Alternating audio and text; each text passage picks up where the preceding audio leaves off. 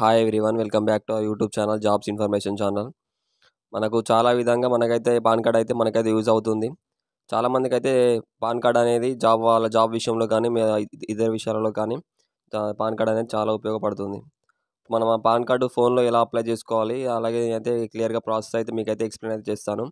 మీకు ఒక్క రూపాయి కూడా ఖర్చు లేకుండా మీరు పాన్ కార్డ్ ఎలా అప్లై చేసుకోవాలని అయితే ఈ వీడియోలో అయితే ఎక్స్ప్లెయిన్ చేస్తాను. అది కూడా మీ మొబైల్ ఫోన్లో ఎలా అప్లై చేసుకోవాలనేది నేనైతే ఎక్స్ప్లెయిన్ చేస్తాను. వీడియోని అయితే ఎండ్ వరకు చూడండి.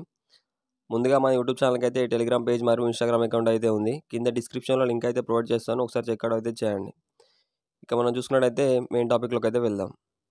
ఇక్కడ మనం ఇన్కమ్ ట్యాక్స్ డిపార్ట్మెంట్ నుంచి అయితే మనమైతే దీనైతే అప్లై అయితే చేసుకోవచ్చు, అది కూడా మన ఫోన్లో నుంచి. ఇక్కడ నేను దీని లింక్ కూడా నేనైతే కింద డిస్క్రిప్షన్లో అయితే ప్రొవైడ్ అయితే చేస్తాను. మీరు దానిలో నుంచి అయితే మీరైతే అప్లై ప్రాసెస్ అయితే చేసుకోవచ్చు క్లియర్గా. ఆ లింక్ను ఓపెన్ చేసి చూసుకుంటే మీకైతే ఈ పేజ్ అయితే ఓపెన్ అయితే అవుతుంది. ఇక్కడ మీరు చూసుకోవచ్చు, ఇక్కడ మీకు కొన్ని ఆప్షన్లు అయితే చూపిస్తుంది. ఇక్కడ పాన్ స్టేటస్ అని ఇంకా కొన్ని ఆప్షన్లు అయితే మీకైతే చూపిస్తుంది. ఇక్కడ ట్యాక్స్ క్యాలెండర్ అని ఇక్కడ మీకు ఇలాగైతే కొన్ని ఆప్షన్లు అయితే చూపిస్తుంది కదా. ఇక్కడ మనం దానిలో చూసుకున్నట్టయితే ఇక్కడ మనకు ఇన్స్టెంట్ ఈ పని అని అయితే మనమైతే క్లిక్ చేయాల్సి ఉంటుంది. ఇక్కడ మీరు చూసుకోవచ్చు, మీరు క్లియర్గా చూసుకోవచ్చు. ఇక్కడ మీకు లింక్డ్ ఆధార్ నెంబరు మరియు మొబైల్ నెంబర్ అయితే ఇవ్వాల్సి ఉంటుంది. ఇక్కడ మీకు పాన్ కార్డు మీకు కావాలంటే మీకైతే ఇక్కడ ఒక కీ పాయింట్ ఏంటంటే ఇక్కడ మీకు ఒక ఆధార్ నెంబర్కి ఒక పాన్ కార్డు మాత్రమే రావడం అయితే జరుగుతుంది. అంటే ఇక్కడ మీకు ఒక్కరికి ఒక పాన్ కార్డు మాత్రమే రావడం అయితే జరుగుతుంది. ఇక్కడ మీకు ఇన్స్టెంట్ ఈ పని అనేది చూపిస్తుంది కదా. ఇక్కడ దాన్ని అయితే మనం క్లిక్ చేసి చూసుకున్నట్టయితే ఇక్కడ మనకు ఈ పేజ్ అయితే ఓపెన్ అయితే అవుతుంది.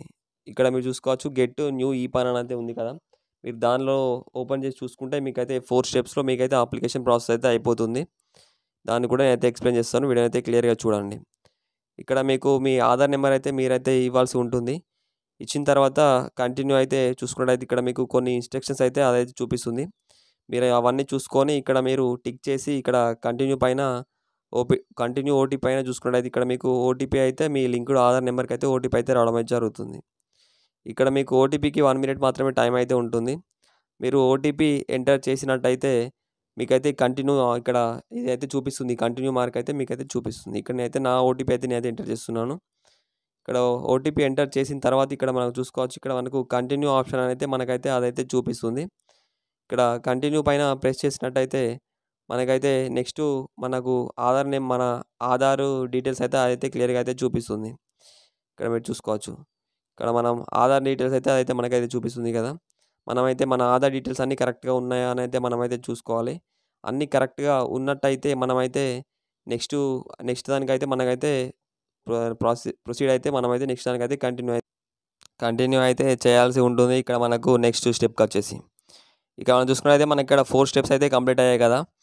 మనం అప్లికేషన్ స్టేటస్ ఎలా చూసుకోవాలి, మనం అయితే ఎలా డౌన్లోడ్ చేసుకోవాలనేది కూడా నేనైతే క్లియర్గా అయితే ఎక్స్ప్లెయిన్ చేస్తాను, వీడియోని అయితే ఎండ్ వరకు చూడండి.